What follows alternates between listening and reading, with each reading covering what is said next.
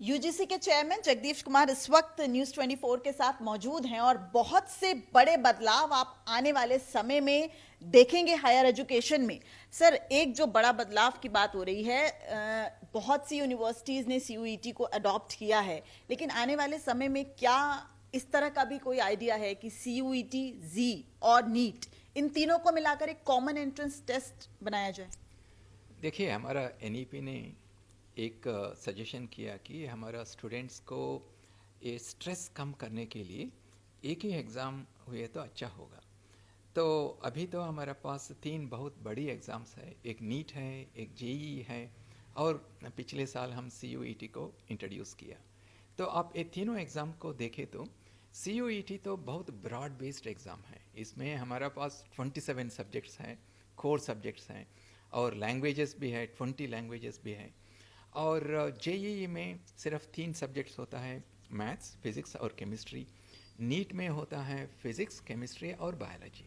तो इसलिए ये हमारा एक अपॉर्चुनिटी है कि क्या हम ये तीनों को जोड़ के एक एग्ज़ाम कर सकते हैं क्या।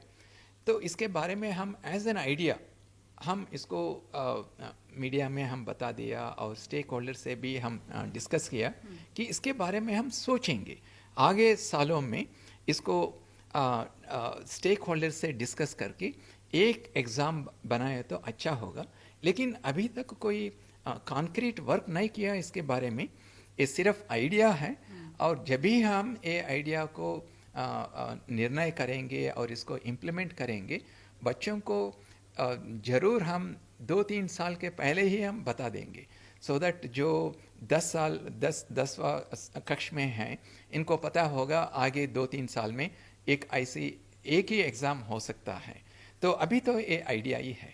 सर, भारतीय संस्कृति और धरोहर को मेंटेन रखने के लिए यूजीसी क्या कुछ कोर्सेज भी हायर एजुकेशन में लाने वाला है?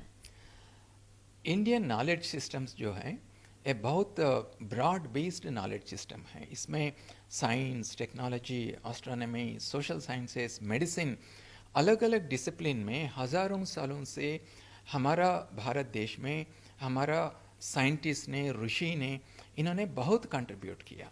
लेकिन बीच में क्या हुआ, जब कॉलोनियल रूल्स थे हमारा देश में, उस समय हमारा एजुकेशन सिस्टम इससे अलग होके सिर्फ जॉब के लिए पढ़ना, ऐसा हमारा मन में वो आ गया।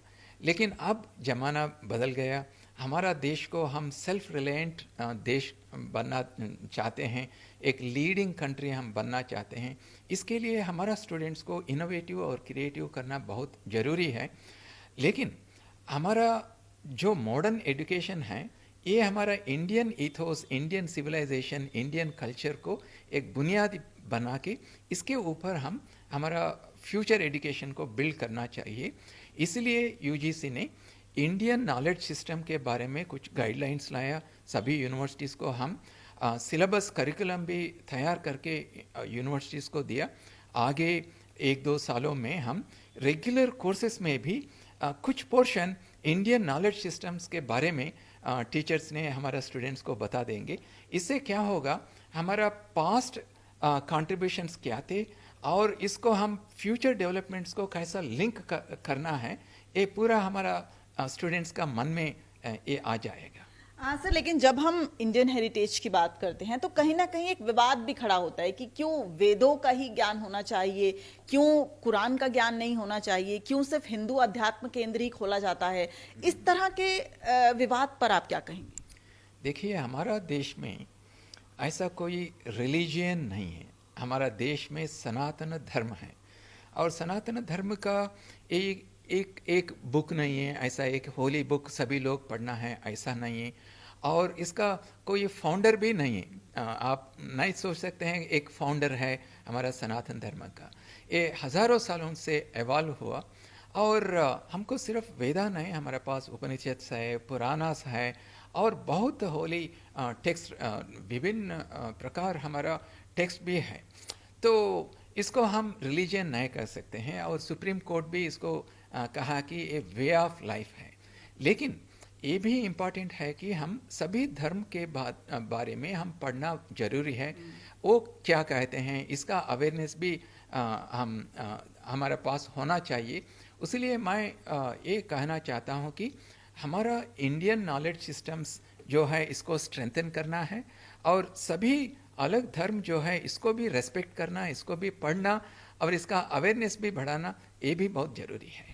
यानी कि साफ है कि आने वाले वक्त में बहुत बड़े बदलाव आप हायर एजुकेशन में देखेंगे, क्योंकि आज हम पढ़ तो रहे हैं लेकिन जॉब पाने के लिए पढ़ रहे हैं।